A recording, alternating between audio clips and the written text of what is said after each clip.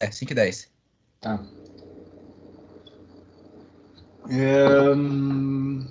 Deixa eu pensar. É menos pior do que as outras opções que a gente tinha visto. Eu vou ter que confirmar aqui, eu vou ter que dar uma olhada em umas coisas aqui. Eu posso confirmar para vocês até amanhã? Pode ser? Pode sim, pode sim. Tá, mas é uma proposta mais interessante. Só deixa eu tenho que pensar que eu dou aula presencial no IF de tarde, integrado, eu tenho que ver se eu consigo chegar em casa para 5 e 10, porque eu não consigo ficar no IF direto. Veremos, só um pouquinho. Começou a gravação, né? Então tá.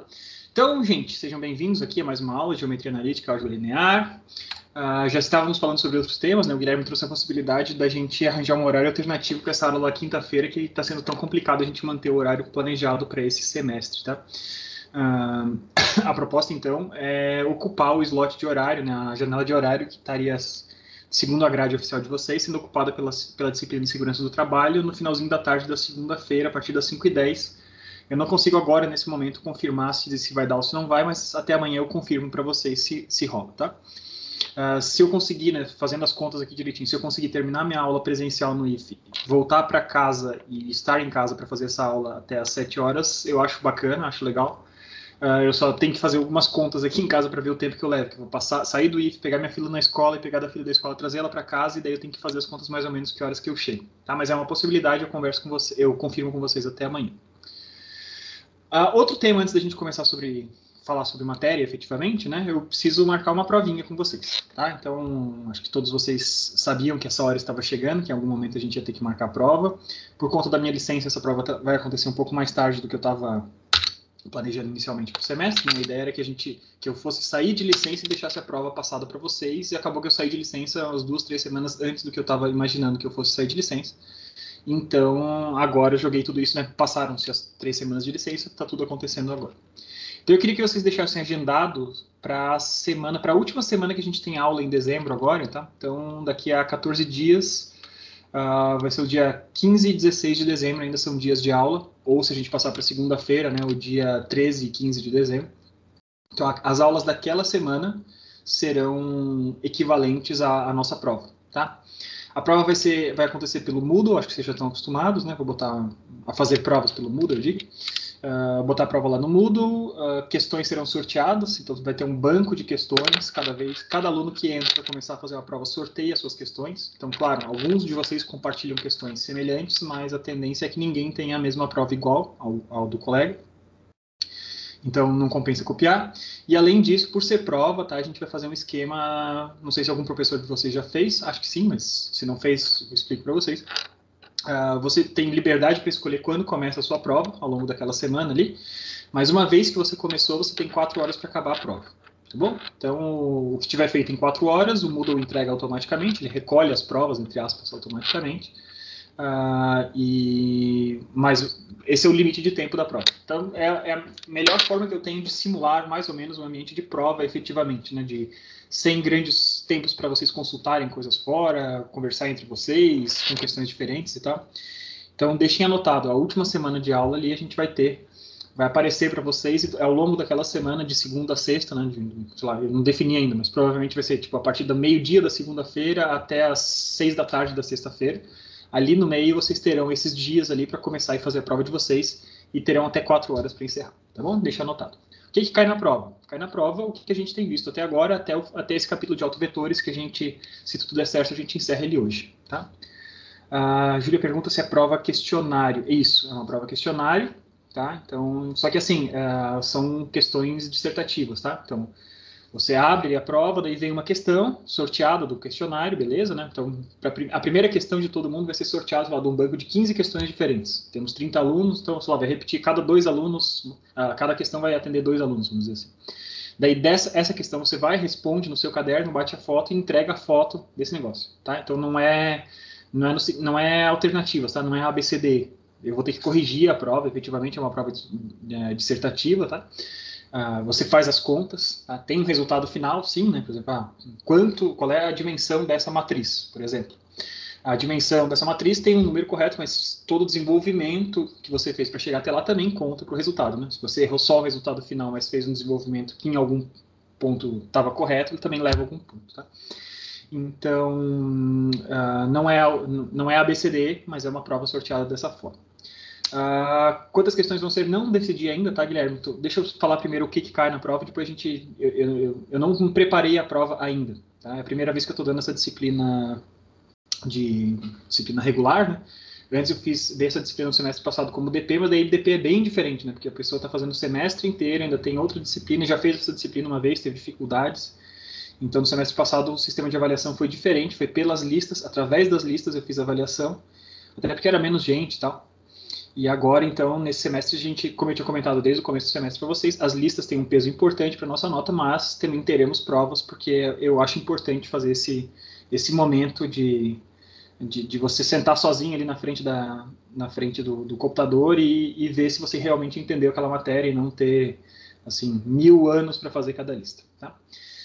O que cai na prova? O que a gente viu até agora? Aquela introduçãozinha lá, desde vetores, matrizes, propriedades de matrizes, eliminação de Gauss, tudo que vocês já viram até agora, né? Espaços vetoriais, ortogonalidade, resolução de sistemas lineares e determinantes e autovetores. Autovalores e autovetores. Né? Então a gente tem uns 6 temas, mais ou menos, pelo menos uma questão sobre cada tema, então pelo menos 6 questões. Mas não se preocupem, vai ser uma prova compatível com o tempo que vocês têm, né? De 4 horas vai ser uma prova compatível com esse tempo. A Beatriz perguntou se eu vou postar a correção das listas. Eu vou tentar corrigir as listas de vocês, para vocês terem as correções de vocês antes dessa semana, mas é possível que eu não consiga, tá? Porque tá bem corrido aqui a vida por aqui. Então, o que eu posso fazer é postar essa lista, as listas que eu já passei, listas resolvidas, tá? Então, não serão as correções de vocês, vocês não terão provavelmente as notas da lista que vocês tiverem entregado, mas vocês terão uma versão que eu fiz dessas listas que vocês já passaram, tá? O que eu fico devendo para vocês? Até o final dessa semana eu vou tentar fazer as 2 listas para vocês treinarem os temas que faltam, que são o tema de determinante, de autovalores e autovetores. Tá? Você já tem 4 listas, né? Uma de vetores e noções espaciais ali, cartesianas, depois solução de sistemas lineares, espaços vetoriais, ortogonalidade, e essas 2 listas que faltam eu vou passar para vocês de determinante e de autovalores e autovetores. Tá? Com isso, vocês têm material que chega para ir treinando, conversar entre vocês, ver quais são as dúvidas, tirar dúvida comigo e tal. Tem funcionado, aliás, tá? Tirar dúvida comigo, mesmo que não estejam presentes, vocês não estejam presentes no horário de atendimento nosso ali que a gente definiu no final da tarde da segunda-feira, final da tarde e começo da noite. Tem funcionado, o pessoal me chama no chat aqui do Teams e eu vou respondendo, sempre que sobra um tempinho eu vou respondendo. Consegui atender umas 3, 4 pessoas assim já, tá? Acho que 3 pessoas assim já me procuraram, assim, já consegui desenrolar um pouquinho a vida dessas pessoas. Então, se é o caso de você que está com dúvida, não conseguiu comparecer no horário de atendimento, não precisa esperar até o próximo horário de atendimento. Só descreve bem a sua dúvida, né? Puxa ali no chat do Teams aqui, ó, minha dúvida é nessa pergunta, eu não entendi como é que eu faço esse ponto específico, o senhor pode explicar? E daí depois assim que sobra um tempinho, eu vou respondendo. As respostas vêm às vezes em horários bem aleatórios, tá? Quando eu tenho um tempo, sobrou, eu tô olhando pro Teams lá pro chat e vou respondendo. Então não é uma conversa tão ao vivo quanto seria se a gente fizesse só na hora de atendimento, mas a gente vai resolvendo as coisas ao longo do tempo, tá? Beleza, então a Beatriz disse que já adianta, se eu botar a resolução das listas já é uma boa, então vou fazer isso, tá? Então, tema da aula de hoje, temos que terminar o capítulo de determinantes, né? Se tudo der certo, na aula de hoje eu consigo terminar o capítulo de determinantes, e na aula que vem a gente já começa a falar sobre outros temas, mas outros temas que não caem mais na prova 1, tá? A gente ainda continua falando sobre matrizes depois desse tema de determinantes aqui, mas são temas... vamos falar sobre eles na segunda prova, que vai acontecer lá em janeiro, tá? Mas não é o tema dessa primeira prova. O que a gente tem que fazer agora? A gente tem que terminar esse tema de autovalores e autovetores, e se vocês se lembrarem da aula passada, eu tinha colocado uma questão em determinado ponto, né, uma pergunta motivação, vai assim, num determinado ponto da aula passada, se não existia uma forma da gente diagonalizar uma matriz, tá? Então a pergunta motivadora, não sei se eu tinha escrito dessa mesma forma na aula passada, mas assim, há alguma forma de diagonalizar uma matriz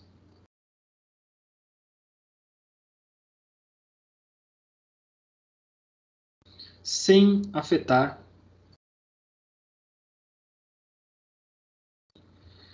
seus autovalores e autovetores.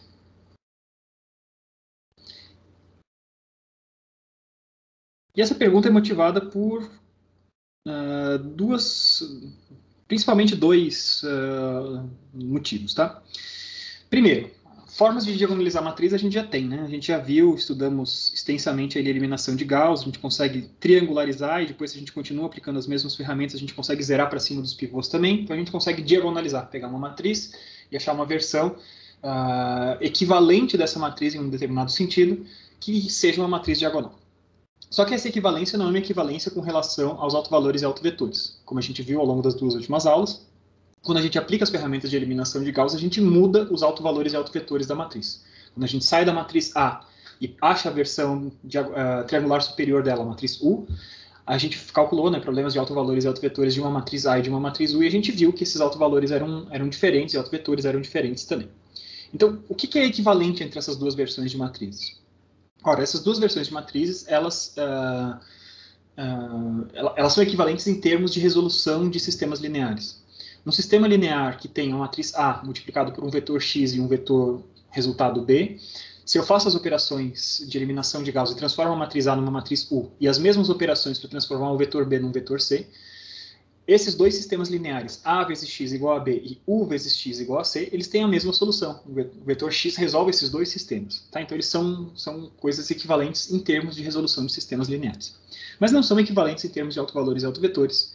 Então, as direções principais dessas matrizes são diferentes. Né? E lembrando o que são autovalores e autovetores, os autovetores são as direções para as quais, quando eu pego uma matriz quadrada e aplico sobre um determinado vetor que está naquela direção, o vetor permanece nessa mesma direção. Ele só pode, talvez, mudar a escala, dependendo do autovalor associado a esse autovetor. Tá? Então, cada matriz, cada transformação de espaço gerada por uma matriz está associada a algumas dessas direções principais. Se eu tenho uma matriz que é 2 por 2, eu espero que eu tenha duas direções principais, dois autovetores. Quando eu tenho matrizes 3 por 3, eu espero 3 direções principais e assim por diante. Então, matrizes quadradas, n por n, a gente espera que a gente tenha n direções principais. Isso vem da nossa definição do nosso problema. Né? Então, o nosso problema de autovalores e autovetores, né, o que a gente... Opa! Esqueci de trocar a canetinha aqui. Então, para um autovalor x, para um autovetor x, aplicar uma matriz vezes esse x é igual a simplesmente aplicar um valor de escala, e esse lambda é o autovalor associado. A gente transforma isso numa operação matricial. Eu sei que eu já fiz isso várias vezes, mas é importante vocês sempre se lembrarem de onde vem, tá?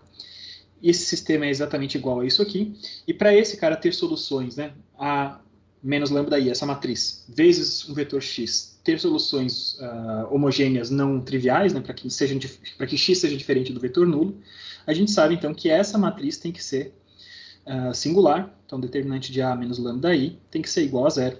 E a partir disso aí, quando a gente pega uma matriz n por n, se eu estou fazendo um determinante dessa matriz, se A é n por n, como eu mostrei na aula passada, a gente tem, então, o determinante envolve, no máximo, termos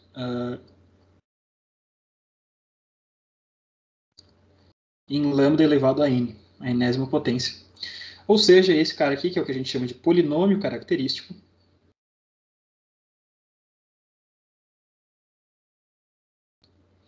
é um polinômio característico de grau n, cujas raízes são os autovalores. Isso é o que a gente tem feito até agora.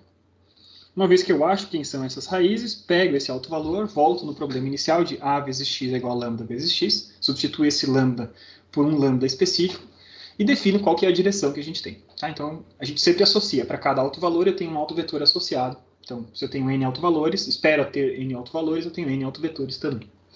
E a gente viu um monte de propriedades disso na aula passada também. Né? A gente viu que a gente pode ter autovalores imaginários, autovetores imaginários. A gente pode ter multiplicidade de autovalor, né? Então, o mesmo autovalor aparecer várias vezes, tá? Então, lambda 1 é 1, lambda 2 é 1, a gente pode ter isso que a gente chamava de multiplicidade algébrica. A gente viu várias propriedades diferentes, falando sobre propriedades que relacionam a matriz original com os autovalores também, né? A gente viu, por exemplo, que o traço da matriz original, O traço, a gente viu que isso era a definição, é a soma dos elementos que estão na diagonal dessa matriz. Então, de I igual a 1 até N, a gente soma os termos que estão nas diagonais, tá? A soma dos I's, e a gente vai ver, a gente viu, né, que existe uma forma de relacionar essa matriz original sem fazer nenhum cálculo de autovalores com essa propriedade do traço, que é a mesma coisa que a soma de todos os lambda i's dessa matriz. Tá? Então, a soma dos autovalores é a mesma coisa, sempre vai dar igual à soma dos números que estão na diagonal principal. E, além disso, a gente viu que o determinante da matriz original, o determinante de A, e não o determinante de A menos lambda I, tá? O determinante de A em si, ele vai ser igual ao produto dos meus lambdas de 1 até n, tá? O produto de todos eles. Lambda 1 vezes lambda 2 vezes blá blá blá blá até vezes lambda n. Essas são propriedades que relacionam, né, que eu posso olhar para a matriz A e eu já tenho alguma expectativa a respeito dos autovalores e dos autovetores. Então, essas eram propriedades que a gente já tinha visto, só estou recapitulando um pouco. E seria interessante a gente ter uma forma de diagonalizar matrizes, voltando para a nossa pergunta motivadora dessa aula, né? Seria interessante a gente ter uma forma de diagonalizar matrizes, porque uma matriz diagonal que conserve os mesmos autovalores e autovetores, por exemplo, é uma matriz que é super tranquilo de operar. Né? A gente operar uma matriz que é só diagonal, só tem termos diferentes de zero que moram na diagonal principal. Isso é uma matriz que um computador faz miséria, uma matriz como essa. Ele consegue fazer produtos dessas matrizes com outras muito rapidamente. O cálculo do determinante é só fazer o produto de todos os termos que estão nas diagonais. A gente tem diversas propriedades de matrizes diagonais que são super interessantes. Por isso, a nossa motivação de procurar matrizes diagonais. Então, temos essas duas motivações. Né? Primeiro, eliminação de Gauss é algo que a gente conhece, mas altera os autovetores e autovalores. Então, se a gente está interessado nas direções, né, no efeito dessa matriz sobre o espaço sobre o qual ela age, e eu preciso descobrir essas direções, eliminação de Gauss não me resolve. Tá? Então, por isso, a ferramenta que eu já tinha de diagonalização não é boa o suficiente. E a segunda motivação para a gente procurar isso é que se a gente encontra uma forma de diagonalizar a matriz que conserva essas propriedades, eu tenho uma facilidade bem grande de operar com essas matrizes de diversas formas diferentes. Tá? Então, basicamente, o que a gente está procurando, sempre que a gente fala de diagonalizar matrizes, achar formas equivalentes de matrizes, tá? O que a gente está buscando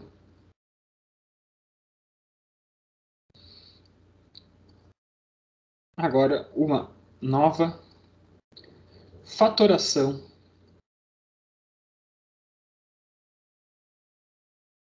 de matriz. A gente já viu algumas fatorações, né? Através da eliminação de Gauss, por exemplo. Eliminação de Gauss, a gente viu como é que a gente pegava a matriz A e transformava ela num produto de uma matriz triangular superior para uma matriz triangular inferior. Se a gente desejasse fazer isso, a gente conseguia, inclusive, ver um outro tipo de fatoração, que era L, D e U. L e U tinham uns nas diagonais principais, eram responsáveis apenas por meio que mudanças de direções desse cara, e o D meio que ampliava comprimentos desses caras. Tá? Através da eliminação de Gauss, então, a gente viu algumas fatorações. A gente viu outras fatorações também. Quando a gente falou de ortogonalidade, né? Ortogonalidade, a gente viu que a gente conseguia fatorar a matriz A numa matriz Q vezes uma matriz R, onde a matriz Q era uma matriz ortogonal, que tinha todas as colunas, umas perpendiculares às outras, e norma de cada uma dessas colunas iguais a 1. Tá? Então, a gente tinha visto algumas fatorações diferentes. Eu pego essa matriz original e separo ela em matrizes cujo produto retorna para a minha matriz original. O que eu estou buscando agora é justamente isso. Então, qual que é a fatoração cuja uma dessas matrizes tem essa propriedade que eu quero, de diagonalização das matrizes. Tá? Então, vamos ver como é que a gente vai diagonalizar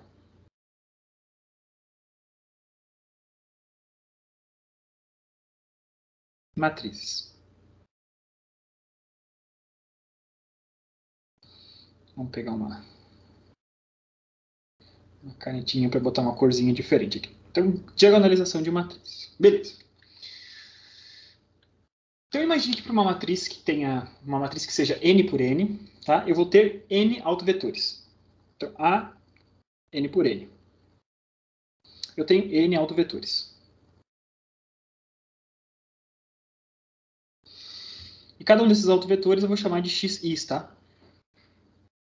Então, o i vai variar de 1 até n. Então, para cada um desses autovetores, eu posso escrever a seguinte forma dessa equação. Eu posso saber que A vezes esse xi vai ser igual a um lambda i equivalente, né, o alto valor correspondente, vezes esse próprio xi. Então ele mantém a mesma direção, só tem um fator de escala nesse cara aqui. Então para cada um desses autovalores, desses autovetores e autovalores, eu posso escrever exatamente isso, tá bom? Então o que se propõe fazer, se isso vale, né, se para cada autovetor eu posso escrever isso, eu vou tentar escrever isso de forma matricial.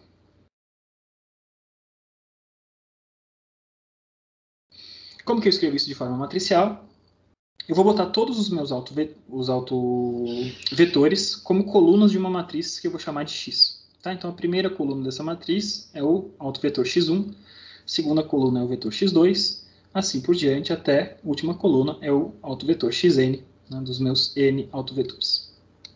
Tá? Botei cada um desses vetores na vertical, na coluna dessa matriz. Outra coisa que a gente vai fazer, a gente vai criar uma matriz lambda maiúsculo, tá? Lambda maiúsculo é assim, não tem a perninha para cima. E nessa matriz lambda maiúscula, a gente vai ter os autovalores nas diagonais, lambda 1, lambda 2, até lambda n. E fora das diagonais, todo mundo que está fora vale 0. Tá? Tudo que estiver fora dessa diagonal vale 0.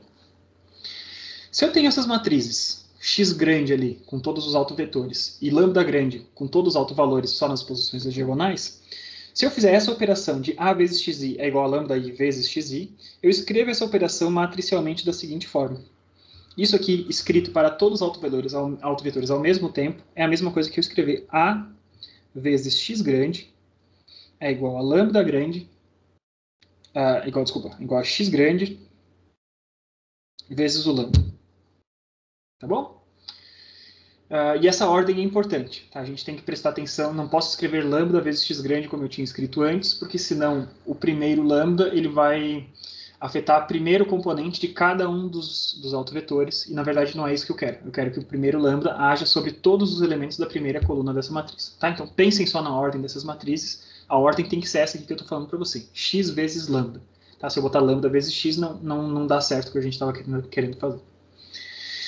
Então, se vocês não têm dificuldade de enxergar isso, tá? Que essa operação padrão, né, a definição padrão de autovalores e autovetores, eu posso escrever para todos os autovetores de uma vez só, dessa forma. Então, vocês já conseguem imaginar o que acontece. A partir dessa equação, vocês conseguem enxergar que a gente consegue chegar numa versão diagonal dessa matriz A. E quem que é essa matriz diagonal? É a própria matriz lambda. A matriz lambda, perceba que é uma matriz que só tem termos diferentes de 0 na sua diagonal, tá? E esses caras são exatamente os autovalores dessa matriz. Então, quem que é essa matriz lambda? Para eu isolar essa matriz lambda, eu vou pré-multiplicar os dois lados da equação pela inversa da matriz x, porque isso vai matar esse primeiro x, e eu conservo esse cara do outro lado. Então, eu percebo que eu tenho x na menos 1 vezes a vezes x, me dá a versão diagonal da minha matriz. Então, como toda outra fatoração, essa versão diagonal é uma versão importante, ela carrega informações importantes da matriz, mas claro que ela está associada ao seu par da fatoração. E o par da fatoração é justamente esse x, a matriz x grande. Tá bom? Então, vamos fazer um exemplo para a gente enxergar o que está acontecendo aqui.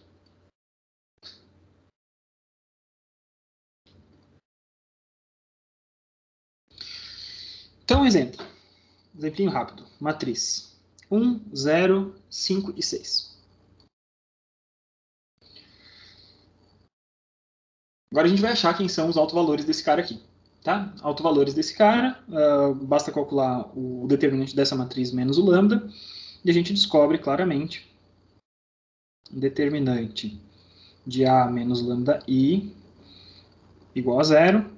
Isso vai me levar a 1 menos lambda vezes 1 menos lambda, vezes, desculpa, 6 menos lambda, né, o que está na diagonal. Isso aqui é igual a 0 e eu descubro, então, que eu tenho lambda 1 igual a 1 e lambda 2 igual a 6. Tá? O formato dessa matriz nos permite fazer isso de uma forma bem rápida. Tá? Isso provém lá do polinômio característico, tá? O que eu construí aqui embaixo é exatamente o polinômio característico. 1 menos lambda vezes 6 menos lambda, isso é um polinômio de segundo grau. Ou seja, se a matriz é 2 por 2, segundo grau, eu vou achar as duas raízes e deu, tá? Então, com esses dois carinhas aqui, a gente encontra quem são os autovetores correspondentes, tá? Para o lambda 1, eu vou escrever A menos lambda 1 vezes I. Essa matriz vale 0, 0, 5 e 5. Certo? Eu estou pegando 1, multiplicando pela identidade, eu estou tirando a identidade desse cara aqui. Então, estou tirando 1 da primeira posição da diagonal e 1 da segunda posição da diagonal. E para essa matriz aqui, a gente sempre pode escolher, né? Lembre-se que a gente tem a escolha de fazer a resolução do nosso... O autovetor basicamente é só uma direção, né? E tem infinitos vetores segundo aquela direção. Eu escolho um determinado coeficiente. Então, se eu quiser escrever que o primeiro componente de x1 vale 1, se o primeiro componente de x1 vale 1, o segundo componente a gente descobre que vale 0. Tá? Façam as contas aí, eu não vou entrar em muitos detalhes aí, mas é bem direto a gente fazer isso. Fazemos para o lambda 2 também. Essa matriz, A menos lambda 2 vezes I. Lambda 2 é 6. Então eu estou tirando 6 desse primeiro cara, eu tenho menos 5. 5, 0, e aqui eu estou tirando 6 da outra diagonal e 0. Então, assim como a gente viu para a primeira matriz, a gente vê que a segunda matriz também é uma matriz singular. A primeira matriz tem uma coluna de zeros, né? Obviamente é uma matriz singular, e a segunda eu tenho uma coluna menos 1 vezes a outra, então são colunas dependentes. Tá? Então, com isso, a gente pode construir também a segunda direção. A vezes x2 é igual a lambda 2 vezes x2. E a gente escolhe, então, se o primeiro coeficiente tem que ser igual a 1, a gente descobre que o segundo coeficiente também vai ser igual a 1. Então, esses são os autovetores associados a cada um dos autovalores. Tá? Agora, a gente vai construir essas versões dessas matrizes. A primeira matriz que eu vou construir é a matriz X. E a matriz X tem os autovetores nas colunas. Então, primeiro autovetor, 1 e 0. Segundo autovetor, 1 e 1. Esse carinha aqui e esse carinha aqui são, respectivamente, o x1 e o x2 dessa matriz. Tá? Em seguida, eu preciso saber quem que é a inversa desse cara. Né, para eu achar quem que é a matriz chegar na versão triangularizada dessa matriz. Né? Achar uma inversa de uma matriz 2 por 2 como essa não é tão difícil. Você tem diversas fórmulas fechadas, até vimos aí na parte de determinantes, se você quisesse utilizar a fórmula de Cramer, por exemplo. Ou outras formas diferentes que você quiser resolver esse cara aqui, a gente consegue ver que a inversa desse cara tem que ter essa cara. 1, menos 1, 0 e 1. Tá? Façam o produto desses caras ali, vocês vão ver que o produto de x por x1 dá identidade, ou x1 por x dá identidade também. Tá? Então isso aqui são coisas padrão, coisas que a gente já tinha visto como calcular. Então vamos conferir se dá certo, né? Se a nossa fatoração, teoricamente, segundo a fatoração proposta, a gente consegue diagonalizar a matriz, a gente vai achar a matriz lambda a partir de x na menos 1 vezes a vezes x. E vamos botar essas matrizes todas para operar. Então tem x na menos 1, 1, 0, menos 1 e 1. Matriz A, 1, 0, 5 e 6. X, 1, 1, 0 e 1. E eu vou fazer o produto desses caras como um todo. A gente tem que tomar um pouquinho de cuidado, né? Vamos fazendo aos poucos. Então, a gente vai primeiro operar as duas últimas, por exemplo. Tanto faz a ordem, então eu posso operar primeiro as duas primeiras, não tem problema. Mas operando primeiro as duas últimas, eu tenho 1 vezes 1 deu 1, 5 vezes 0 deu 0. O primeiro termo desse cara aqui deu 1.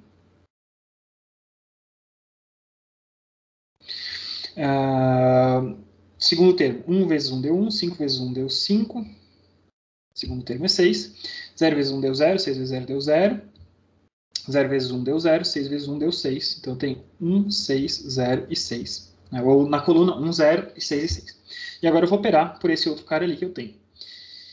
Então, eu tenho 1 vezes 1 deu 1, menos 1 vezes 0, tanto faz, não mudou nada. Esse cara aqui deu 1.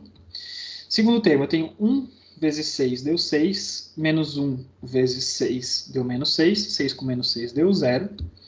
Depois eu tenho 0 vezes 1 deu 0, 1 vezes 0 deu 0. E por fim, eu tenho 0 vezes 6 deu 0, 1 vezes 6 deu 6. Essa aqui é a minha matriz lambda. E a gente vê que confere mesmo, né? Os termos que estão na diagonal. Opa, de novo, caneta errada, os termos que estão na diagonal são exatamente, respectivamente, os lambdas 1 e 2, que a gente tinha calculado antes. Lambda 1 e lambda 2.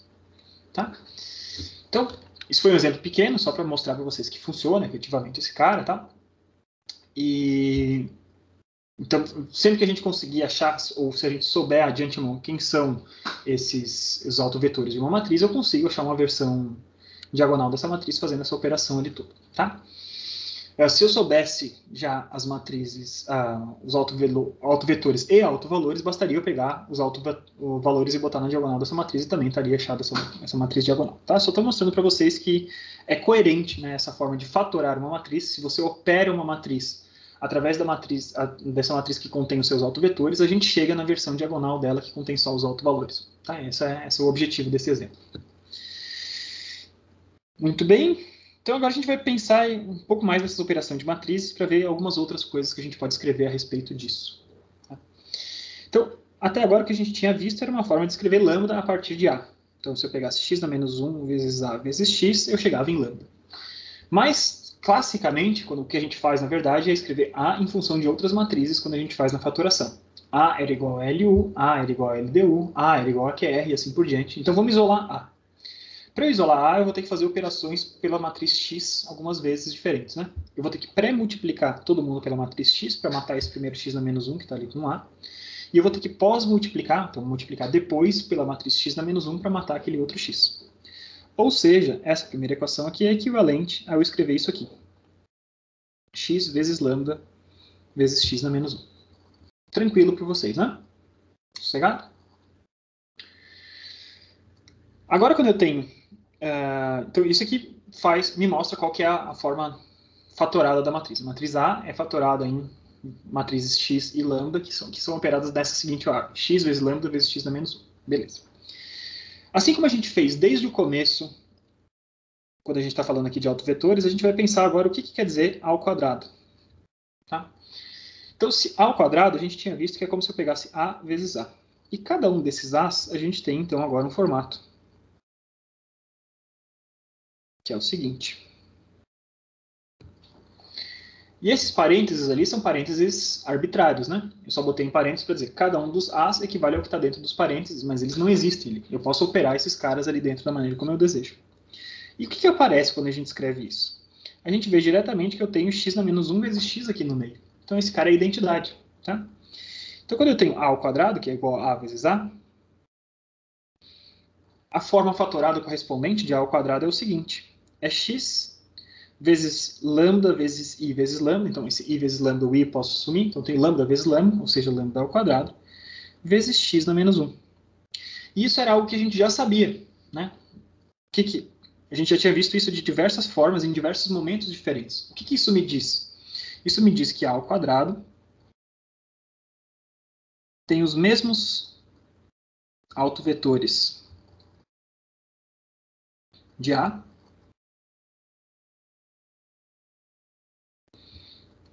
e autovalores elevados ao quadrado. Tá? Isso é extensível para qualquer potência de matriz que a gente tiver. Então, se eu botar A ao cubo, por exemplo, eu botaria mais um terminho desse aqui, e o x na menos 1 do primeiro A mataria o primeiro x do outro. E sempre que a gente for botando mais potências desse cara, a gente descobre, então, que existe uma relação que permite nos dizer o seguinte, que a enésima potência de uma matriz A conserva os mesmos autovetores, e tem autovalores da matriz original elevado a essa enésima potência.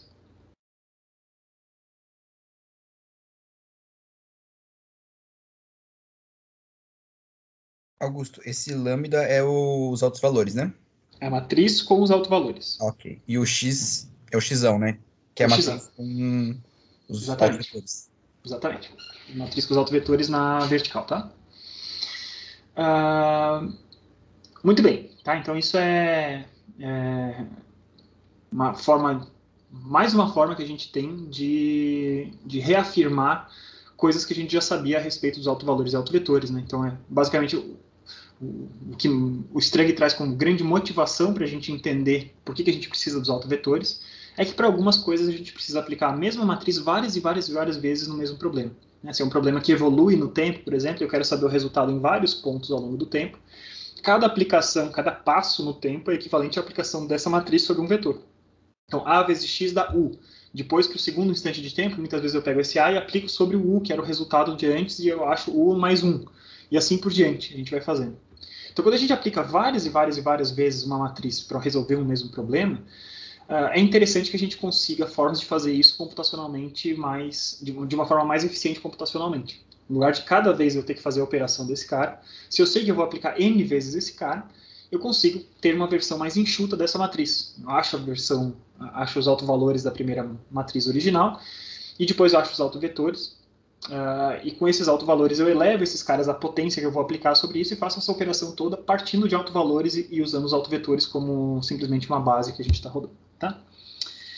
Então, beleza, isso aqui é uma coisa importante. Algumas observaçõezinhas básicas, tá? A gente tem que prestar atenção na ordem dos autovalores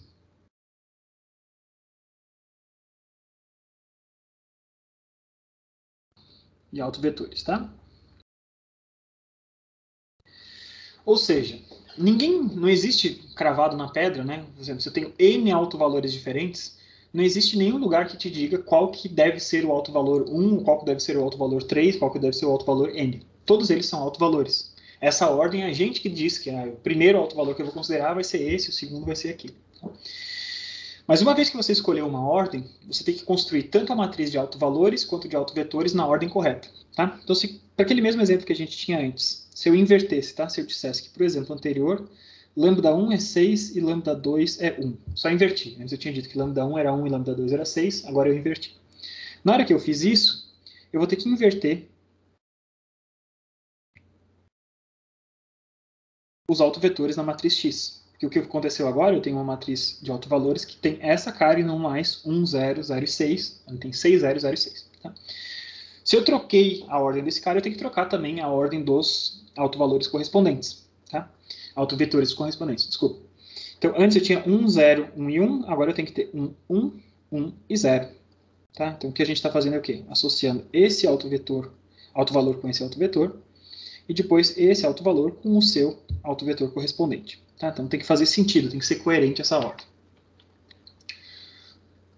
É arbitrário qual que é o autovalor 1, 2, 3, 4, 5, 6, 7 e assim por diante, sim, mas uma vez que você escolheu qual que é o 1, qual que é o 7, tem que estar certinho. Na primeira posição da matriz X tem que aparecer o autovetor correspondente ao 1 e na sétima coluna tem que aparecer o autovetor correspondente ao 7. Muito bem. Agora a gente pinta uma pergunta, né? Então essa foi uma pequena observação, tá? Para a gente não fazer besteira operando esse cara. E agora um outro questionamento.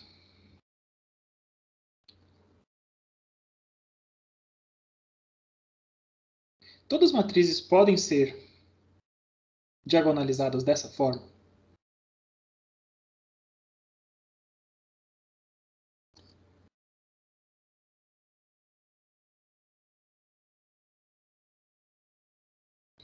Infelizmente a resposta não. Tá? Então vamos ver quando que não é possível a gente utilizar. Digamos que a minha matriz A fosse uma matriz 1, 1, menos 1 e menos 1. Tá bom? Se você faz ali o determinante dessa matriz A menos lambda I, você vai chegar à conclusão que essa matriz tem autovalores que valem 0 e 0. Temos dois autovalores, mas os dois autovalores valem 0. Tá? Mesmo caso, né, desses autovalores valerem 0, se eu tivesse uma outra matriz que tivesse a cara, por exemplo, 0, 0, 1 e 0, na hora que você for fazer o determinante dessa matriz, você vai ver que eu tinha zeros ali nas diagonais, zeros menos os lambdas, você vai ver que esse cara aqui também vai ter dois autovalores que são zero. São autovalores que se repetem, então a gente está no caso de multiplicidade algébrica lá, que a gente mencionou passando só na aula passada, tá? Quando tenho dois autovalores que têm o mesmo número, né, que conta, é o que a gente chama de matrizes em multiplicidade algébrica, tá? Então, se eu tenho matrizes onde os autovalores se repetem, tá?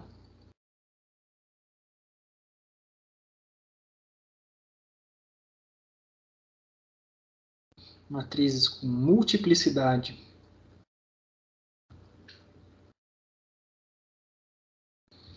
de autovalores não são diagonalizáveis.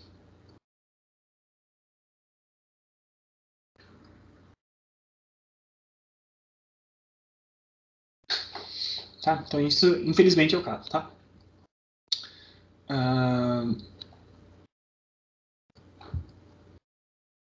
Então, isso está associado a algumas coisas interessantes, né? Algumas coisas importantes. Na hora que você faz um cálculo de autovalores, tá? Se você acha um lambda 1 diferente de um lambda 2, isso quer dizer automaticamente, né? Não existe outra forma, só é verdade se esses dois lambdas são diferentes, isso só é verdade se x1 é diferente de x2. Não teria como eu ter lambda 1 diferente de lambda 2 e ter um x1 igual ao x2. Porque o x1 define a direção, se a direção é a mesma, não teria como ter alguns vetores nessa direção que tivessem um fator de escala e outros que tivessem outro fator de escala. Tá? Então, se os lambdas são diferentes, os x's obrigatoriamente têm que ser diferentes. O que talvez não é tão direto da gente imaginar é que se esses lambdas são iguais, tá? Muitas vezes isso aqui está associado a isso aqui. Os autovetores seriam iguais também. Tá? Isso não é uma coisa tão direta de ver, vocês podem pensar a respeito disso depois, se isso for interessar vocês, a gente conversa um pouquinho mais sobre isso, tá? Mas em muitos casos acontece isso, tá? Então, se você tem... se os lambdas são iguais, isso quer dizer que os autovetores também são iguais. Tá? Então, o que eu preciso para ser possível diagonalizar?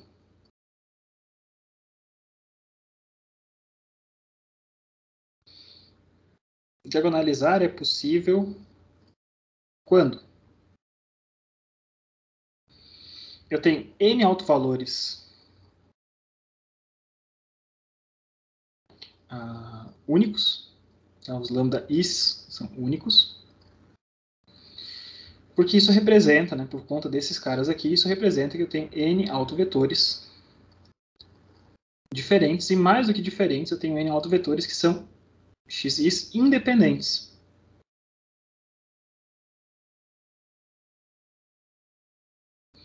Bom, mais uma vez, a gente não está entrando especificamente nas provas, essas coisas, mas sempre que eu tenho os lambda is todos diferentes, isso representa que cada um dos xis correspondentes a eles também são linearmente independentes. Tá? Se vocês quiserem, a gente pode botar aqui uma provinha bem rapidinha, tá? Que é um fator que talvez não seja tão automático assim para vocês, tá? Mas a prova disso aqui é o seguinte. Eu tenho um x, como a gente tinha visto já no começo de 2 aulas atrás. Qualquer x do espaço, mesmo que ele não seja um autovetor, ele pode ser representado como uma combinação linear dos autovetores desse cara aqui. Então eu posso pegar esse coeficiente x1 que multiplica o primeiro autovetor, mais um coeficiente x2 que multiplica o x2. Tá? Eu quero saber quais são as combinações desses caras que resultam em zero. Tá? Isso é uma forma da gente testar se um conjunto de vetores é linearmente independente ou não. Tá? Se eu tenho um conjunto de vetores e eu tenho vetores dependentes ali no meio, eu tenho mais de uma forma de chegar em uma combinação linear que chega em zero.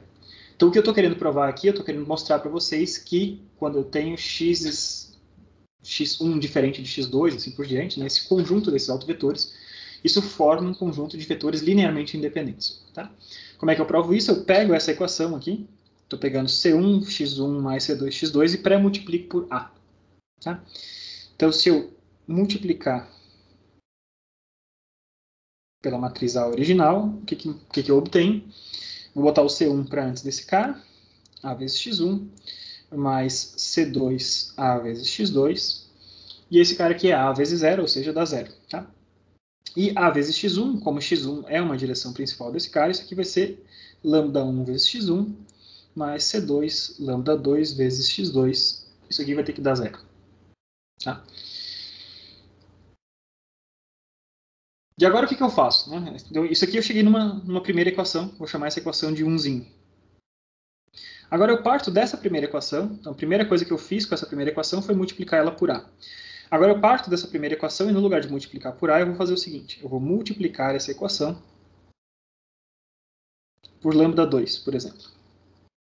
Tá? Estou multiplicando os dois lados dessa equação por lambda 2. Então se eu simplesmente faço isso, eu descubro o quê? Eu descubro que eu tenho C1 vezes lambda 2 vezes x1, mais C2 vezes lambda 2 vezes x2. Isso aqui vai ser lambda 2 vezes 0, que dá 0. Tá?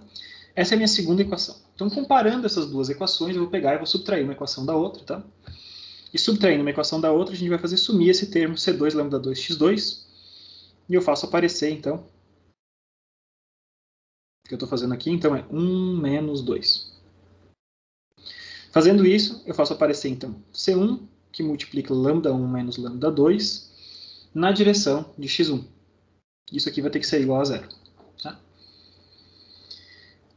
Para esse cara aqui ser igual a zero, como x1 não é um vetor que é igual a zero, para esse cara aqui ser igual a zero, eu tenho algumas opções. Ou C1 vale zero, tá bom?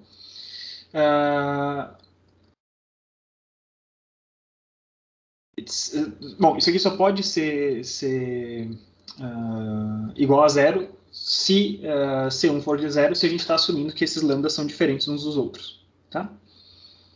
Então, esses caras aqui, se eu estou assumindo que todos os lambdas is são diferentes, então esse cara aqui vai ser diferente de zero. Menos 1 menos lambda 2 vai ser diferente de zero. E como isso aqui vai ser diferente de zero, eu chego à conclusão que C1 tem que ser zero para essa equação valer. Agora eu faço a mesma coisa que eu fiz antes, só que no lugar de multiplicar a equação por lambda 1, eu multiplico por lambda 2. E eu consigo chegar à conclusão também, então, que C2 tem que valer zero. Então, para essa equação, para eu ter qual é a combinação linear de vetores que são autovetores desses caras, se eles são diferentes, se x1 é diferente de x2. A única combinação linear possível desses caras que resulta no vetor nulo é C1 igual a zero e C2 igual a zero. E isso é praticamente uma definição do que é ser linearmente independente. Tá? Então, C1 vezes x1 mais C2 vezes x2 é igual a zero. Se e somente se C1 e C2 são iguais a zero. Isso quer dizer, então, que x1 e x2 são linearmente independentes. Tá? E vocês poderiam ter usado essa propriedade numa das listas ali que a gente fez para provar que vetores de alguma coisa são linearmente independentes. Vocês poderiam utilizar isso, procurar qual é a combinação desses caras. Sim, C1 e C2 são os parâmetros, né, são os escalares que a gente está multiplicando pelos vetores. Tá, Guilherme? Então, sim, são constantes. Para um determinado x, C1 e C2 são constantes. É a representação de x segundo a base formada pelos autovetores. Então a gente conseguiu mostrar então que os autovetores, sempre que eu tenho lambda is diferentes, os xis correspondentes também serão mais do que diferentes, eles serão linearmente independentes. Tá? Vamos mais um exemplinho aqui. Voltando naquela matriz que a gente tratou outro dia, com frações, né? Eu tenho 0,8, 0,2, 0,3 e 0,7. Aquela matrizinha que a gente viu antes. E a gente já tinha visto, né, que o primeiro autovetor desse cara era 0,6, 0,4, associado a um lambda 1 que valia 1, e um x2, né, retorne nas notas dos outros dias, tá? E um x2 que valia 1 menos 1, associado a um lambda 2 que valia 0,5. Então, esse cara aqui era o cara que era permanente no tempo, de regime permanente. Por quê? Não importasse quantas vezes eu aplicasse essa matriz A, esse lambda, que vale 1, 1 elevado a n, sempre valia 1, então a importância desse cara era constante no tempo. Isso aqui era o regime permanente desse meu fenômeno físico. E esse outro cara aqui era o transiente. Como ele tinha um alto valor menor do que 1, se eu aplicasse essa matriz n vezes, eu pegava esse alto valor, 0,5, elevava a n. Cada vez que eu estou aumentando esse n, esse número vai diminuindo, o alto valor da matriz A elevado a n é cada vez menor. Ele vai sumindo ao longo do tempo. Se cada aplicação de A é um passo no tempo, quanto mais longe no tempo a gente vai, mais esse cara some. Então isso aqui era correspondente à fase transiente desse cara. Então vamos montar as matrizes que a gente agora conhece, né? Matriz X, que tem os autovalores, 0,6, 0,4, 1 e menos 1. Matriz inversa desse camaradinho aqui, de novo, usem as técnicas que vocês quiserem para utilizar, tá? A gente consegue ver que é 1, 4, 1 e menos 6. Nessa matriz. E os lambdas, só botar os lambdas nas diagonais, 1, 0, 0 e 0,5. Essas são as matrizes. E fica claro, mais uma vez, utilizando aquela propriedade de A elevado a N ser igual a X lambda elevado a N vezes x dá menos 1. Quando a gente tem essa característica dessas matrizes, na medida que n tende ao infinito, o que acontece?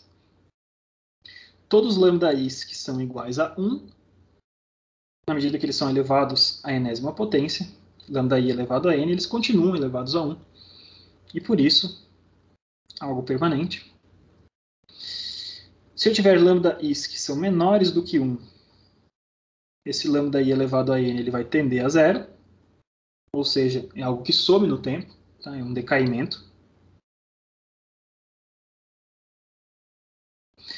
Por outro lado, se eu tiver algum lambda-i que for maior do que 1, quando eu pego esse lambda-i e elevo a n e o n está tendendo a infinito, esse cara aqui vai tender a infinito também. Então, isso é alguma coisa que explode, né? Explode ao longo do tempo. Então, a partir dos autovalores que a gente tem em uma determinada matriz, a gente consegue saber como é que ela vai se comportar ao longo do tempo se ela for aplicada n vezes ao longo do caminho. De novo, olhando para essa diagonalização que a gente tinha. Tá? Muito bem. Então, vamos seguir adiante, né, para esses... ainda dentro desse mesmo termo, a gente vai introduzir uma nova característica de matrizes, tá? O que a gente vai chamar de matrizes similares.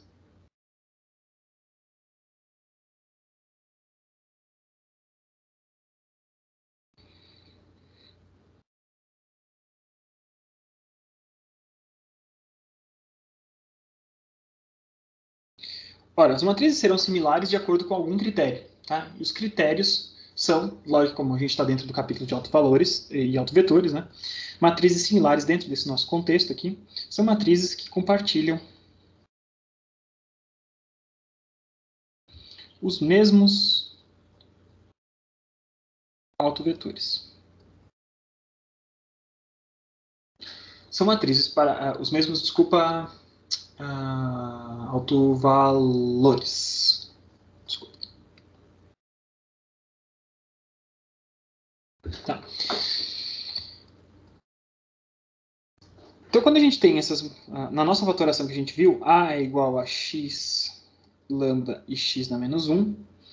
A e lambda têm os mesmos autovalores, tá? Então, eu posso dizer que nesses caras aqui, A e lambda são matrizes similares. Tinha que ser, né? Era essa a nossa motivação. Estava procurando uma forma triangular dessa matriz que fosse correspondente à matriz original no contexto de autovalores e autovetores. E A e lambda, eles compartilham os mesmos autovalores. Tá? Beleza.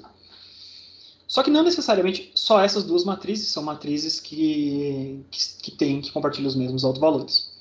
Sempre que for possível escrever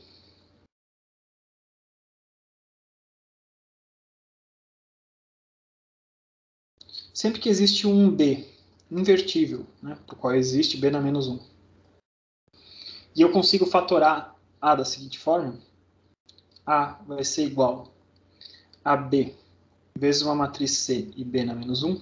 Sempre que a gente tem essa estrutura de uma matriz invertível B e B na menos 1 multiplicando alguma coisa, a matriz A e a matriz que está no meio aqui, é possível a gente provar que essas caras aqui vão compartilhar os mesmos autovalores. Tá? A e C a gente não vai fazer a prova aqui, mas eles também compartilham os mesmos autovalores, então são matrizes similares. Bom, esse é um conceitinho interessante do que a gente tem aqui. Muito bem.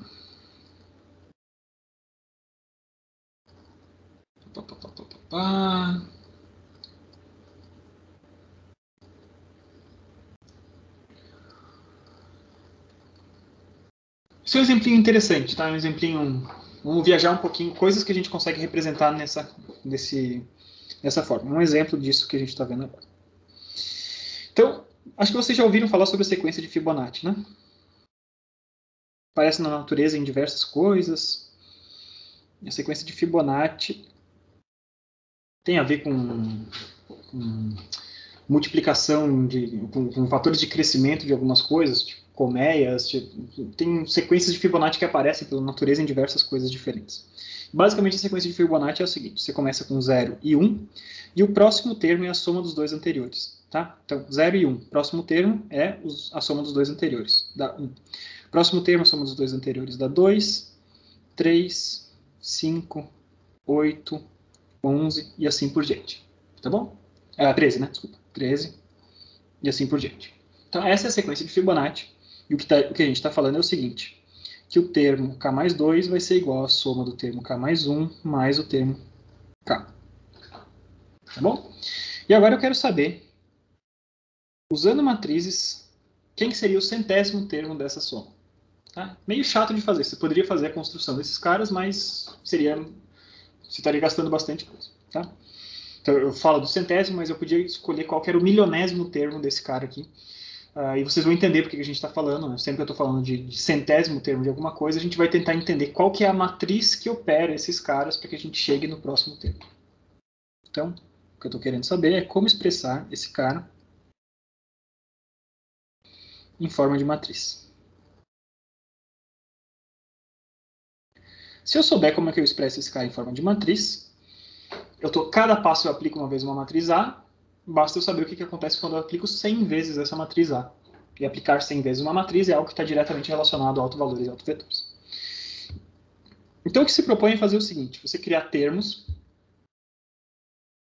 o K, por exemplo, que contém dois elementos da sequência. Então, FK mais 1 e FK.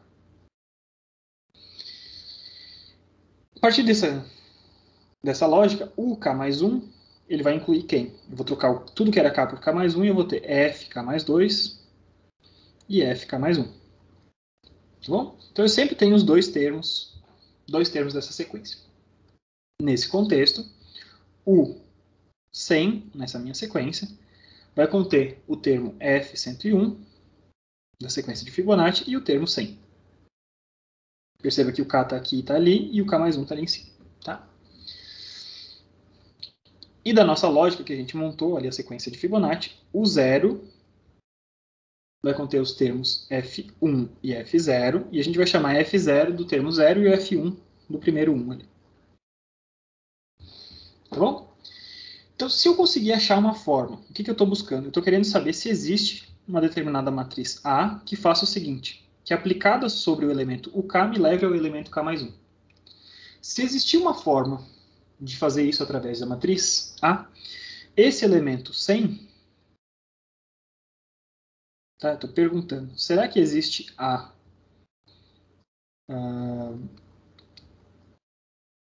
tal que o na K mais 1 é A vezes o K? Se existir essa matriz A, então é muito fácil eu chegar no centésimo elemento desse cara, porque eu teria o centésimo elemento era simplesmente A elevado à centésima potência vezes o U0. Beleza? Então, como é que a gente faz isso? Né? Eu tenho que descobrir qual que é uma matriz quadrada que faça um termo que estava ali o FK mais 1 e o FK. A gente vai pegar esse termo que estava no K mais 1 e vai jogar para o segundo. O cara que era o primeiro termo, ele vira o segundo desse fatorzinho. Percebe, né? Ele estava aqui e ele veio para cá. E esse terminho que está, o termo novo aqui, é a soma desses dois termos aqui. É isso que a gente está buscando. Tá? Então, vamos buscar uma matriz que faça isso para a gente. Vamos pensar especificamente na matriz A, que tem a seguinte cara. Se a matriz A tiver a cara 1, 1, 1 e 0, vamos aplicar esse cara sobre F1 e F0, por exemplo. Tá? Se essa é a matriz A, esse cara aqui é a matriz A, e esse cara aqui é o elemento U0. Vamos ver o que acontece. Então, eu tenho 1 vezes F1 mais 1 vezes F0 na primeira posição. F1 mais F0. E na segunda, eu tenho 1 vezes F1, deu F1, e 0 vezes F0. E esse cara aqui, pela definição da sequência de Fibonacci, é o F2. Então, esse cara aqui é o U1. Passei de U0 para U1, utilizando essa matriz. Então, a matriz faz exatamente isso. A primeira linha, como eu tenho 1 e 1, ela pega o quê? Ela pega a soma dos dois termos e põe na primeira posição. Show, é o que eu queria. E a segunda linha tem o primeiro termo igual a 1, então ele vai pegar e vai botar na segunda posição o cara que estava na primeira posição de antes. Então, essa é a minha matriz premiada, a matriz que está representando como que a gente constrói esses elementos que incluem os termos da matriz de Fibonacci. Tá? A sequência de Fibonacci. E essa matriz agora, o que eu vou fazer? Se eu quero aplicar ela 100 vezes, eu vou achar autovalores e autovetores.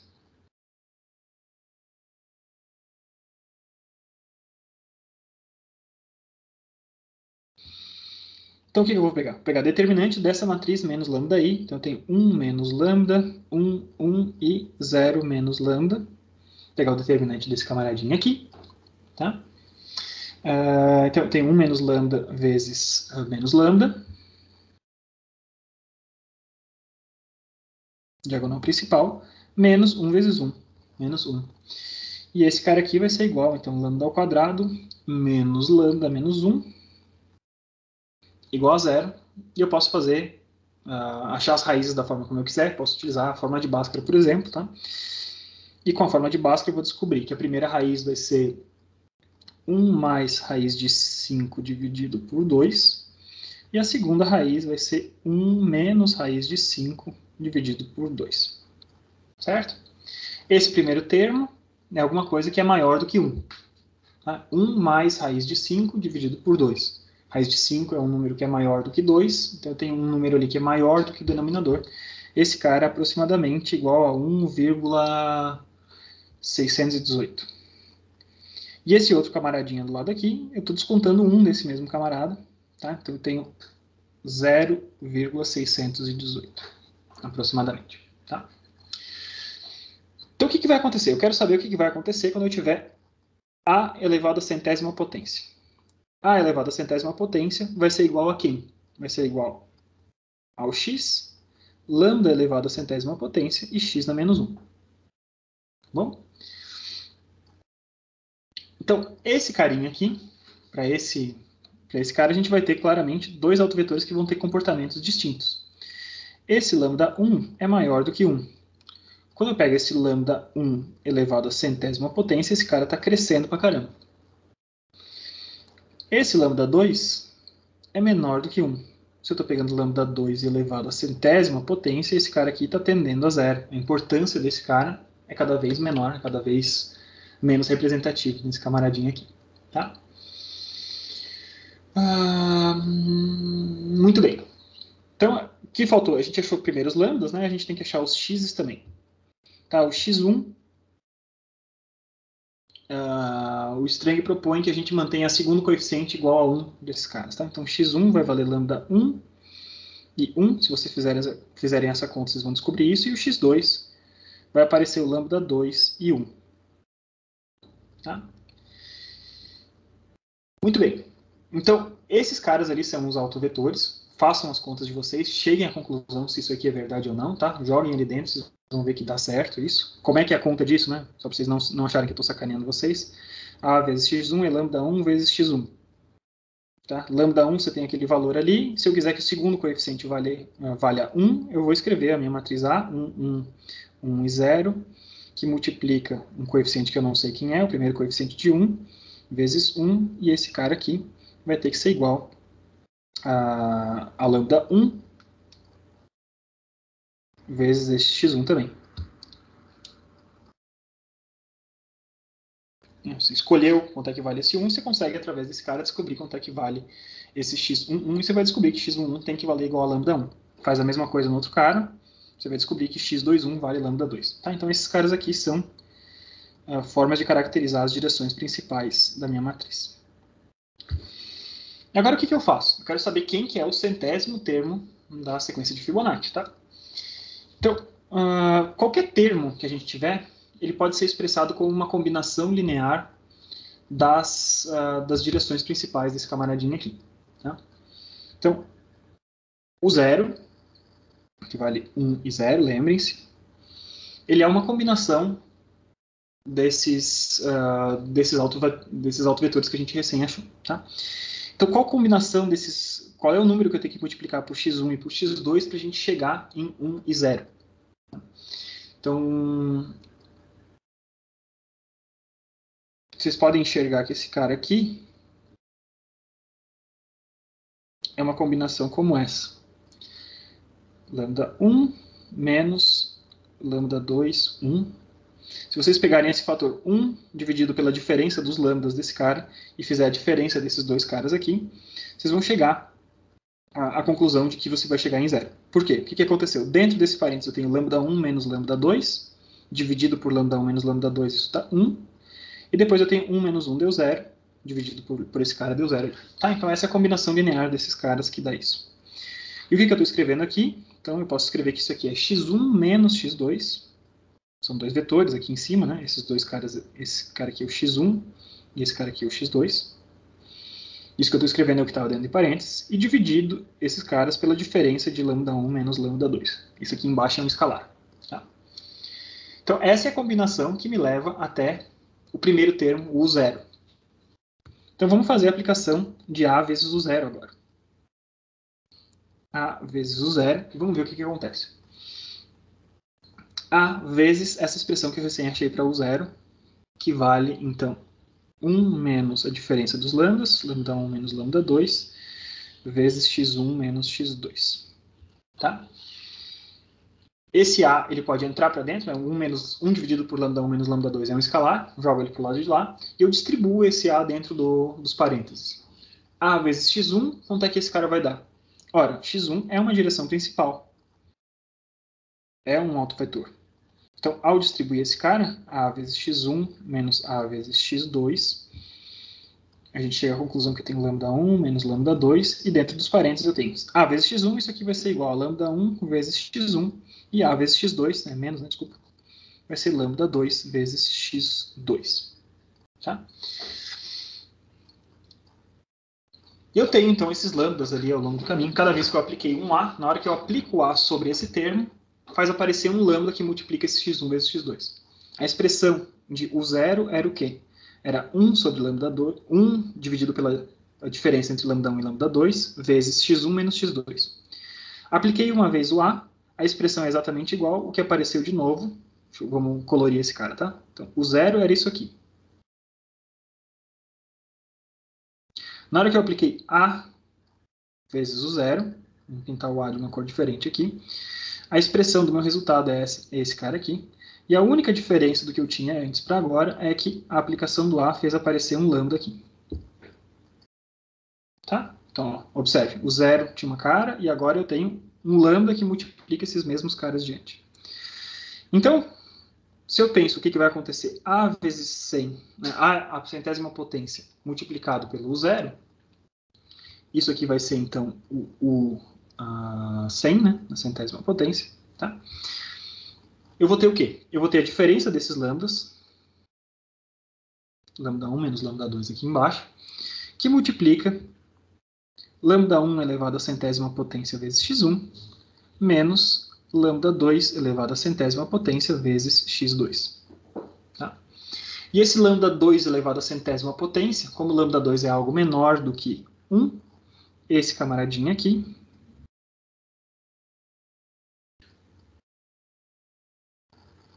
ele tende a 0, e esse outro camarada aqui domina.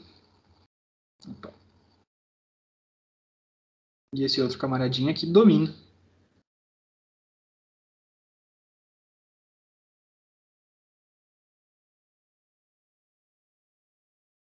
O resultado.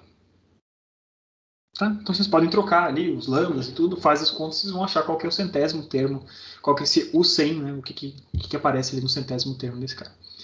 Então é uma coisa interessante da gente enxergar, né? Uma sequência de Fibonacci que a gente sabe construir na mão, mas para a gente achar termos que são muito distantes, lá para frente fica uma coisa complicada.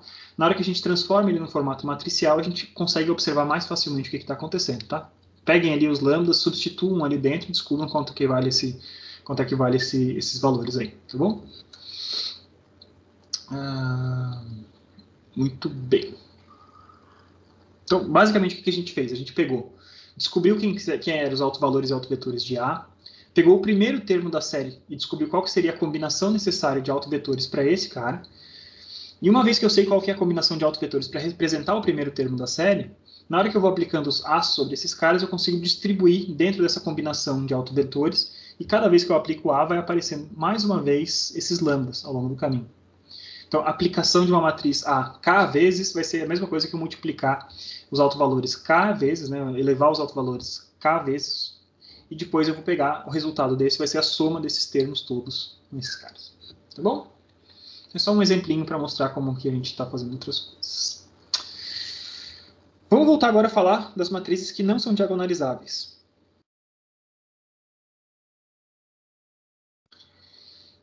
aquelas matrizes, né? Eu tinha falado sobre multiplicidade de autovalores, multiplicidade de autovetores e tal, tá? Vamos voltar lá, acho que vai ficar mais fácil, mais elegante se nas minhas notas estiver junto ali, tá? Uma matriz que não é diagonalizável, a gente estava falando ontem, aqui, ó. Não são diagonalizáveis, tá? Quando eu tenho lambda i's que se repetem, que era esse nosso caso aqui, lambda i's repetidos são matrizes que estão naquilo que a gente chama de multiplicidade algébrica. Tá? Então, esse é o nome, o termo técnico que está ali no programa de curso de vocês, na ementa dessa disciplina, a gente tem que falar sobre multiplicidade algébrica. Se eu tenho multiplicidade algébrica, isso quer dizer o quê? Que eu tenho repetição de raízes de um polinômio característico, tá? E isso quer dizer que a gente só tem... que a gente não consegue diagonalizar essa matriz. Tá? Além disso, quando a gente repete os lambda i's, como consequência, como eu tinha mostrado para vocês, isso quer dizer que eu tenho xi's que são dependentes.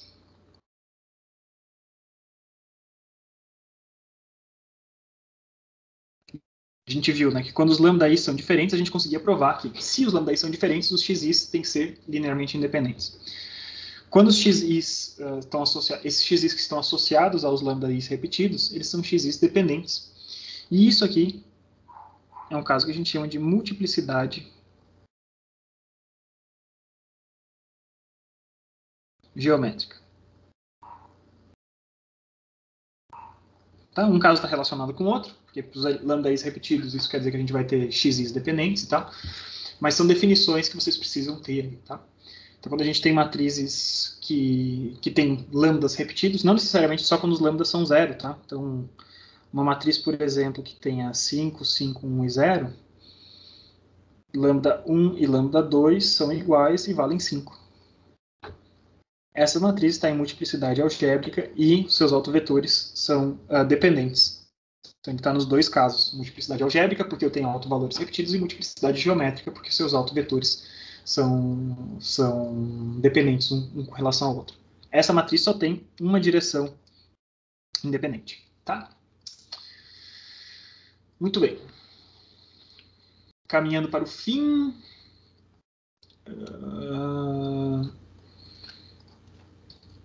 Isso, caminhando para o fim. Vamos falar um pouquinho, brevemente, tá? Como a gente não tem tanto tempo assim hoje, que eu queria acabar esse cara de hoje.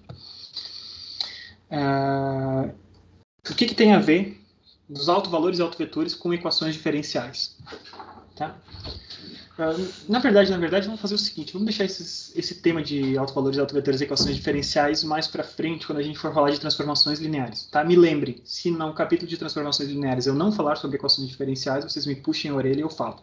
Eu vou pular direto um pouco para frente, tá? Vou pular então esse carinha aqui, para a gente garantir que não estoura o nosso tempo. E a gente vai falar e vai falar de matrizes simétricas.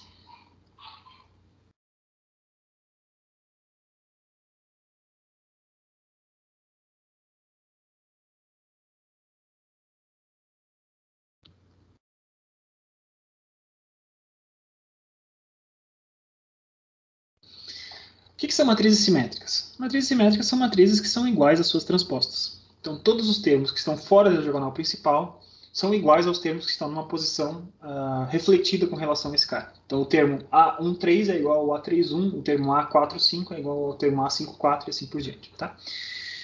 Então, isso aqui é a definição. Né? Quando uma matriz é igual à sua transposta, ela é uma matriz simétrica. Beleza? As matrizes simétricas têm umas propriedades muito bacanas. Tá? Então, matrizes simétricas... A gente já tinha falado isso antes, tá? Tem sempre autovalores reais.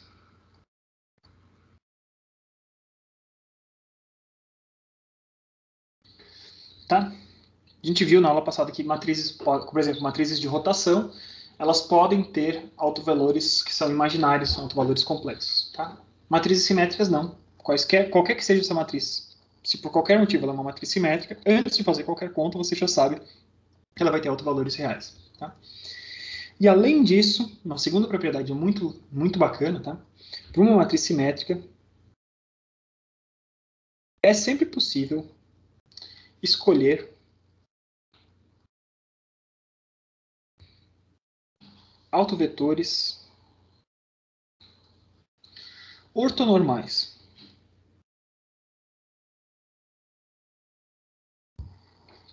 Ora, estou falando de ortonormais, espero que tenha ligado uma luzinha para vocês. Pô, a gente já falou sobre isso antes, tá? Então, o que é uma matriz que tenha autovetores ortonormais? Isso quer dizer que uma matriz, todas as suas colunas têm norma igual a 1 e todas as colunas são umas perpendiculares às outras. Então, para matrizes simétricas, é sempre possível a gente encontrar representações das direções principais dessas matrizes simétricas que tenham norma igual a 1. Isso não é novidade nenhuma, né? Para qualquer matriz eu poderia pegar a representação da direção como a representação de norma 1. Mas se essa matriz é simétrica, a gente já sabe de antemão que essas direções elas serão perpendiculares umas com relação às outras. Tá?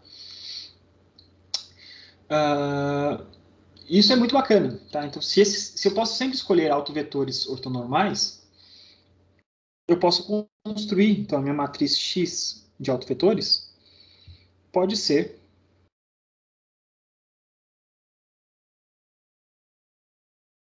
uma matriz ortogonal, que tinha essas características de antes, né? E a gente tinha chamado uma matriz ortogonal de Q, se vocês bem se lembram, tá? E o que é a vantagem de uma matriz ortogonal? Uma matriz ortogonal, a transposta dessa matriz é igual à inversa. Tá? É uma matriz com colunas ortonormais.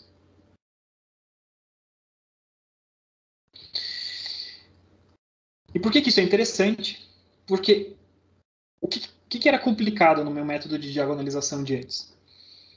Quando eu pegava A é igual a x lambda e x na menos 1, nesse carinha aqui, o que mais consumia trabalho, claro, a gente tinha que calcular os autovetores. Isso aí a gente não vai escapar de calcular os autovetores, tá? Mas depois de calcular os autovetores, eu tinha que computar esse cara aqui. E no caso geral,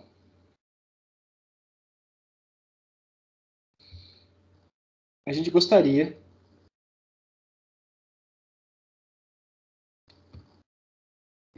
de não ter que calcular inversas. Porque inversas consomem muito custo computacional. Tá? Só que se A é uma matriz simétrica,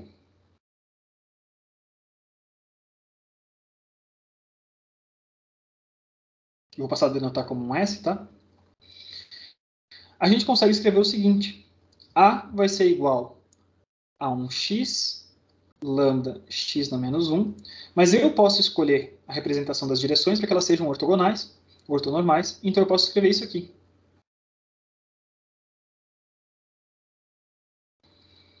E agora, o grande custo computacional foi só calcular os autovetores. Uma vez que eu tenho os autovetores ortonormais, se eles já são ortonormais, basta eu pegar a transposta e eu descubro como é que eu diagonalizo essa matriz de uma vez só.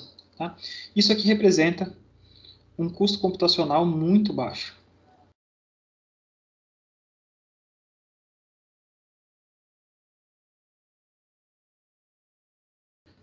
Tá? Baixíssimo custo computacional desse camaradinho aqui.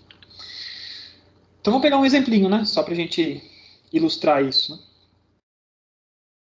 Exemplo. Matriz simétrica.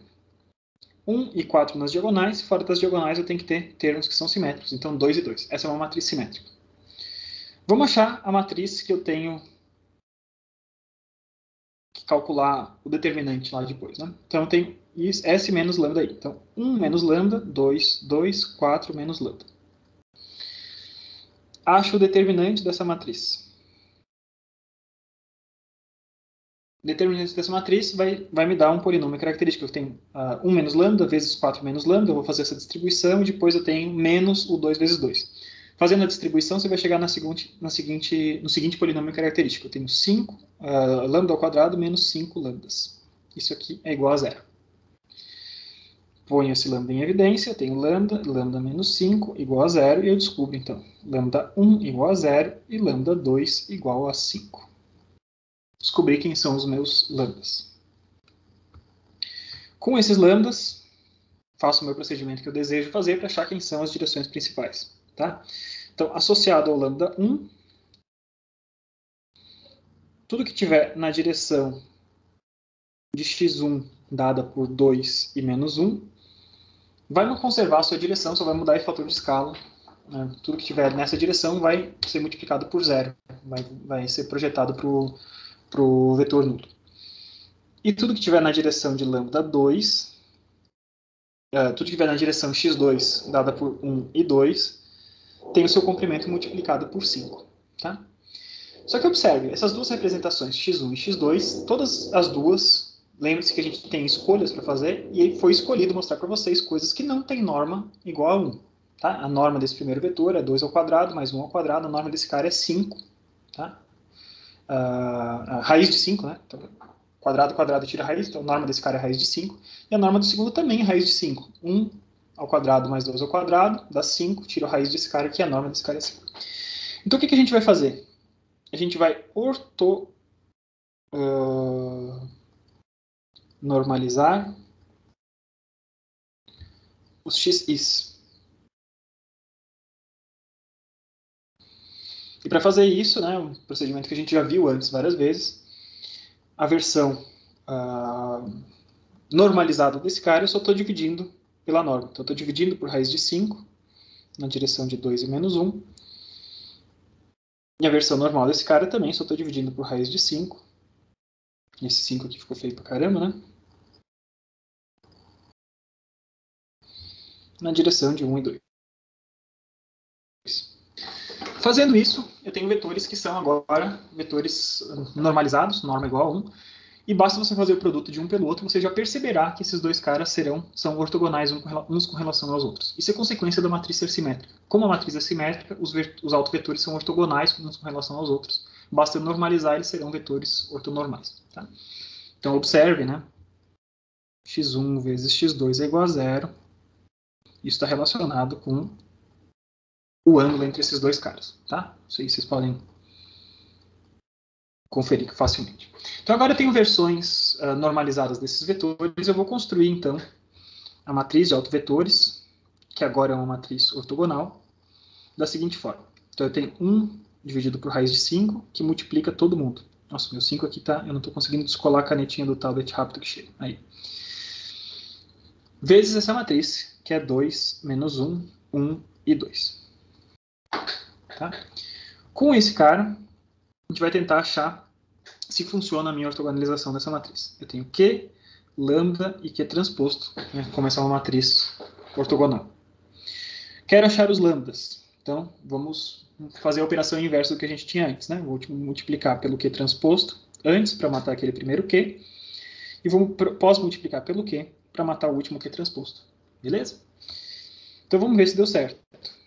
Esse lambda agora vai ser Q transposto 1 sobre raiz de 5. Versão transposta desse cara, 2 menos 1, 1 e 2. Que multiplica a matriz original S. 1, 2, 2 e 4. E por sua vez, esse cara vai multiplicar a matriz Q. 1 sobre raiz de 5, que multiplica 2 menos 1, 1 e 2. Fazendo esse produto como um todo, vocês podem escolher a ordem que vocês fazem. Eu prefiro pegar esses escalares e jogarem todos eles juntos aqui para frente, tá? Isso aqui vai ser igual a 1 dividido por 5, então raiz de 5 vezes a raiz de 5 deu ali para frente, tá? Então eu tenho 2 vezes 1 deu 2, menos 1 vezes 2 deu menos 2, 2 menos 2 deu 0. Depois eu tenho 2 vezes 2 deu 4, menos 1 vezes 4 deu menos 4, zerei. 1 vezes 1 deu 1, 2 vezes 2 deu 4, somando esses dois caras deu 5. 1 vezes 2 deu 2, 2 vezes 4 deu 8, esse cara aqui deu 10, e eu vou multiplicar, finalmente, pela matriz 2, 1, menos 1 e 2. Então, ficou 1 quinto, que multiplica 0 vezes 2 deu 0, 0 vezes menos 1 deu 0, 0 vezes 1 deu 0, 0 vezes 2 deu 0, 5 vezes 2 deu 10, 10 vezes menos 1 deu 0, né? 10 menos 10 deu 0, e depois 5 vezes 1 deu 5, 10 vezes 2 deu 20, esse aqui eu tenho 25, e eu tenho 1 quinto, dividindo todo mundo, então eu descubro que lambda, para essa matriz, é 0, 0, 0 e 5. e confere, né, isso que a gente tinha antes, lambda 1 igual a 0 e lambda 2 igual a 5. Então, mostramos que funciona isso, sem ter tido o custo computacional de calcular inversas, as inversas relacionadas a... Por que eu não tive o custo computacional? Porque era uma matriz ortogonal, né? Uma matriz que estava bem tranquila.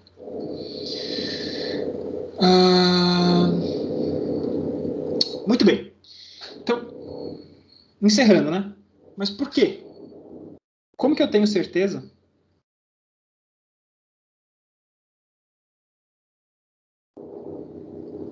que os autovetores de uma matriz simétrica S são ortogonais? A gente fez a conta, a gente descobriu, mas isso é verdade sempre que essas matrizes são simétricas, tá? Então, a gente consegue provar isso também, tá? De uma forma bem semelhante. Tá? Então, tem S vezes x1 vai ser igual a lambda 1 vezes x1. S vezes x2 vai ser igual a lambda 2 vezes x2. Se esses lambdas são diferentes, lambda 1 diferente de lambda 2, a gente vai pegar e vai escrever esses caras fazendo um produto escalar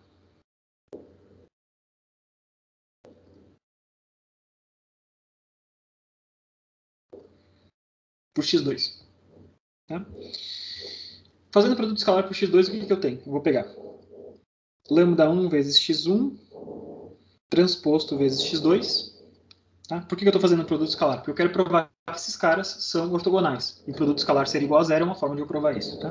Então, se esse lado esquerdo, produto escalar por esse cara, tem aqui, eu vou fazer a mesma coisa do outro lado. Tá? Então, eu tenho S vezes x1 transposto vezes o x2. Tá? E agora, pelas regras de transpostos, lembre-se que sempre que eu estou transpondo alguma coisa que tem dois termos dentro, né, eu vou pegar o quê? Vou pegar transpor os termos individuais e inverter a ordem. Então, esse segundo terminho que eu escrevi aqui vai ser igual a x1 transposto vezes S transposto vezes x2. Tá bom? Só que S é igual a S transposto. Como S é igual a S transposto, esse cara aqui vai ser x1 transposto vezes S vezes x2. Tá? E S vezes x2...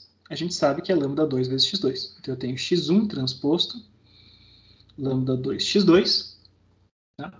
E dos dois lados dessa equação, eu começo com lambda 1 x1 transposto vezes x2, vai ser igual a x1 transposto lambda 2 x2. Tá? Vamos escrever esse cara aqui. Tem lambda 1 x1 transposto vezes x2. Isso aqui vai ser igual a lambda 2 x1 transposto vezes x2. Jogo todo mundo para o mesmo lado. Eu vou ter lambda 1 menos lambda 2, que multiplica x1 transposto vezes x2. E esse cara aqui vai ser igual a zero. Só que a gente partiu do princípio que esses dois caras eram diferentes. Se lambda 1 é diferente de lambda 2, esse termo lambda 1 menos lambda 2 é diferente de zero. E para esse cara ser zero, então, a única possibilidade ser e somente ser x1 transposto vezes x2 for igual a zero, ou seja, x1 ortogonal a x2. Tá? Então, a gente provou que, para uma matriz simétrica, os autovetores têm que ser ortogonais uns com relação aos outros. Tá? Isso é importante da gente ver. O que está acontecendo quando a gente faz esse tipo de operação? Tá? A gente está falando o quê? A gente está falando que S é igual a Q vezes lambda vezes Q transposto, que é totalmente equivalente à versão não simétrica, que é A x lambda x na menos 1. Tá? Qual que é a vantagem? A gente sabe que Q na menos 1 vai ser igual a Q transposto, se Q é ortogonal. Tá?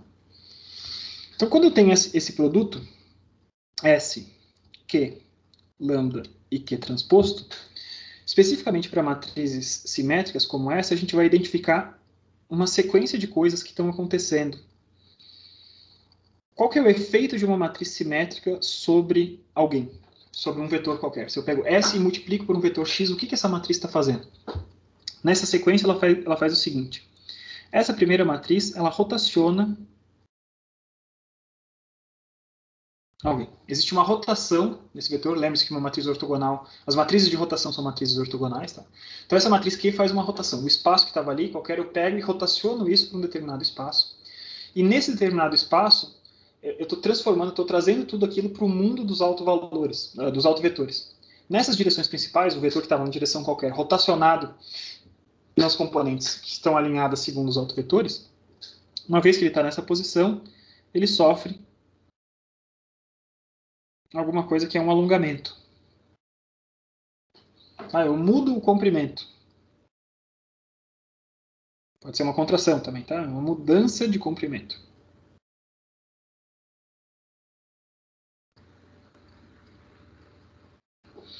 E, finalmente, depois que eu corrigi, que eu mudei o comprimento desse cara, eu faço uma rotação de retorno. Retorno ele à posição original que ele tinha. Então, quando eu tenho uma matriz simétrica, fica muito claro o que está acontecendo.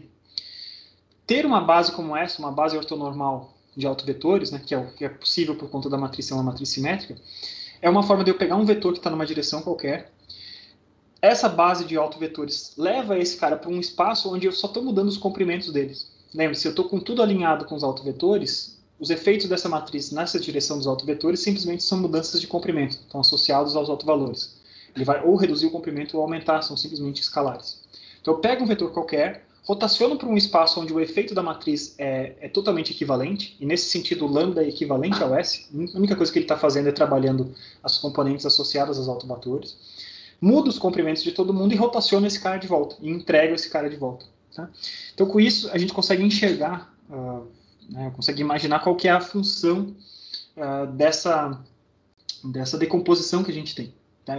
Decompor uma matriz dessa forma, decompor ele uma matriz de autovetores, outra matriz transposta de autovetores, né, ou inversa de autovetores, e uma matriz de autovalores, a gente está fazendo isso. Tudo que está associado aos autovetores está associado com mudanças de direção, e tudo que está associado com os autovalores está associado com mudanças de comprimento. Tá? Isso acontece porque a gente tem o que a gente chama, né, já chamava antes, de bases ortonormais. E essas bases ortonormais, é o nosso caso aqui, onde todos os vetores da base são vetores ortonormais. O que está acontecendo aqui, eu estou falando que o S vai acontecer o quê?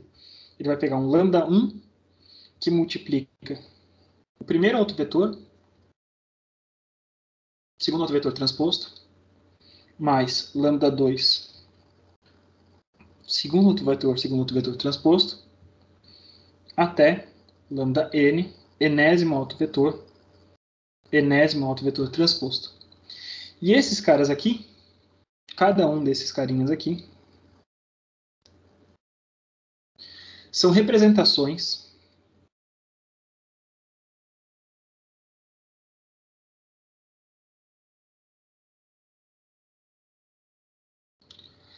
de um vetor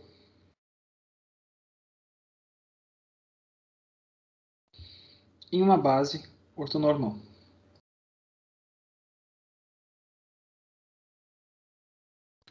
O que isso quer dizer? Eu estou mudando a base, estou representando a base original desse cara, eu não estou utilizando, estou fazendo uma mudança de base e levando para uma base ortonormal, porque uma vez que eu tenho uma base ortonormal, eu consigo separar essas funções, essas diferentes etapas da transformação que uma matriz exerce sobre esse cara, bem claramente. Rotaciono, mudo o comprimento e rotaciono de volta. Tá? Que essa é uma das vantagens da gente ter uma base ortonormal como essa. Eu vou acabar aqui a matéria de hoje, tá? Eu vou ter mais uns pequenos comentáriozinhos no começo da aula de amanhã para a gente fazer a respeito ainda de autovalores e autovetores, tá? Não consegui acabar tudo que eu queria para a aula de hoje, mas já na aula de amanhã a gente vai começar com o próximo tema da disciplina que não cai daí na nossa prova, tá? Então a gente vai falar sobre mais um pouquinhozinho, ali, uma meia horinha da aula de amanhã a gente vai falar ainda sobre o restinho do que a gente tem de autovalores e autovetores, e passada essa meia hora a gente entra em outros temas que não caem na prova. Gente, obrigado pela atenção de vocês. Eu vou parando a gravação para não ficar um vídeo muito longo, mas eu vou ficar aqui na linha mais uns minutinhos se alguém ficou com alguma pergunta, tá? Valeu, muito obrigado pela atenção, gente.